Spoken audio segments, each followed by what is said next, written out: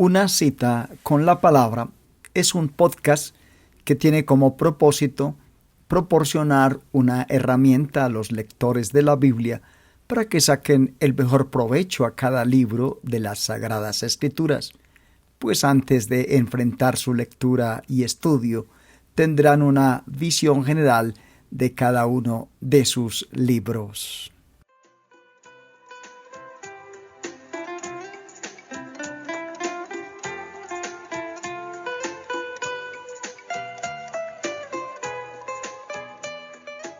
Bienvenidos a nuestro podcast, una visión general de las epístolas generales. Santiago. Varias personas llamadas Jacobo, Santiago, aparecen en las páginas del Nuevo Testamento, pero por cuanto el autor de esta carta se identifica sencillamente como Jacobo, sin ninguna información adicional, es evidente que era conocido por todos en la iglesia primitiva. Por ello, hay dos personas que pueden ser el autor, Jacobo, hermano de Juan, o Jacobo, hermano del Señor. La tradición de la iglesia declara que fue Jacobo, el hermano del Señor, quien la escribió, por cuanto Jacobo, hermano de Juan, fue ejecutado en época muy temprana de la era de la iglesia. Es mejor concordar con esta tradición. Jacobo, el hermano de Juan, fue probablemente martirizado el 44 después de Cristo. Parece que lo mejor es fechar esta carta alrededor del 45, haciendo de ella el primer libro del Nuevo Testamento en ser escrito. La carta es claramente judía, lo que concuerda con los días tempranos de la iglesia, cuando muy pocos gentiles formaban parte de ella. Si la carta hubiese sido escrita después del 50, sería de esperar algunas referencias a los gentiles. Los pecados condenados en la epístola son los característicos de los primeros cristianos judíos. También el libro refleja la era anterior al Concilio de Jerusalén en Hechos 15. Si esta fecha temprana es exacta, entonces fue muy probablemente escrita en Jerusalén. La carta fue escrita a estos creyentes porque sus vidas aparentemente no concordaban con su profesión de fe en Cristo.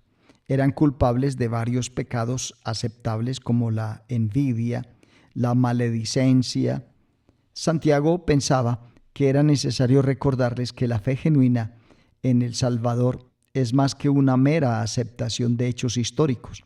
La fe genuina se ve en una vida transformada. El tema de esta epístola es la necesidad de una fe viva. Santiago trata muy poco acerca de cuestiones doctrinales, más bien dedica espacio a los resultados de la fe genuina, que es la vida justa.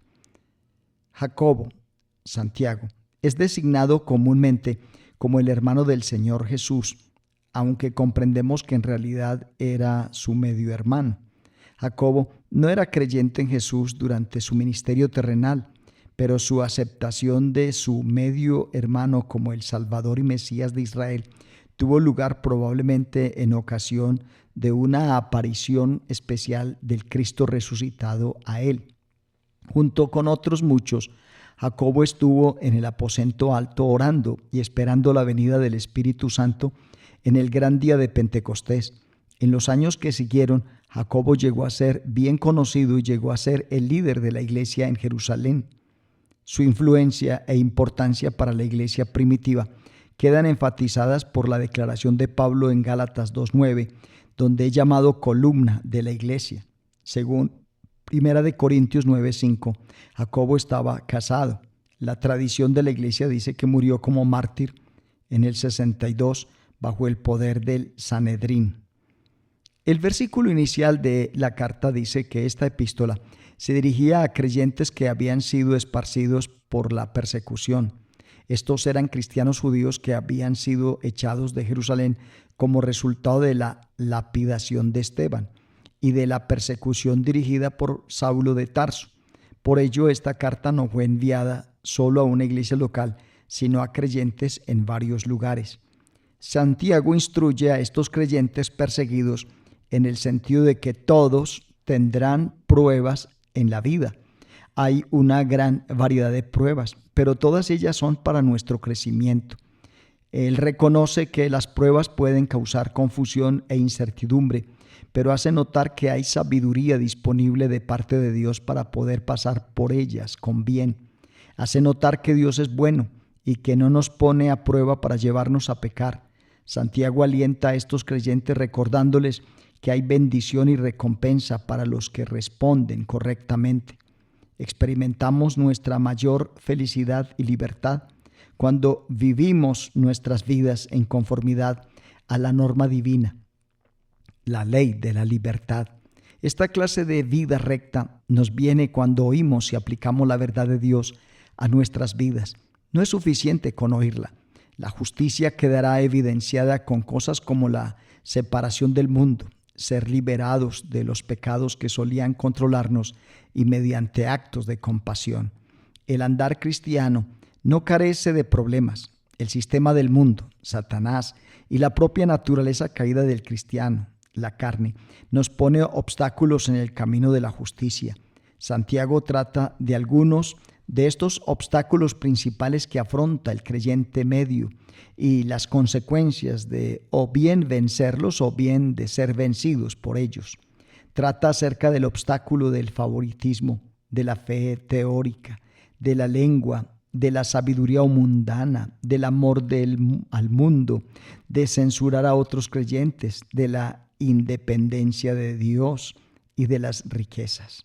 Santiago exhorta a sus lectores a ser pacientes en medio de las pruebas y persecuciones. Señala que Dios quiere producir una cosecha de justicia en nosotros y que esto precisa de tiempo y de experiencias difíciles. Observa que los creyentes son importantes en este proceso en la vida de los otros creyentes, especialmente en la oración. Esta es una visión general de la primera epístola general, Santiago.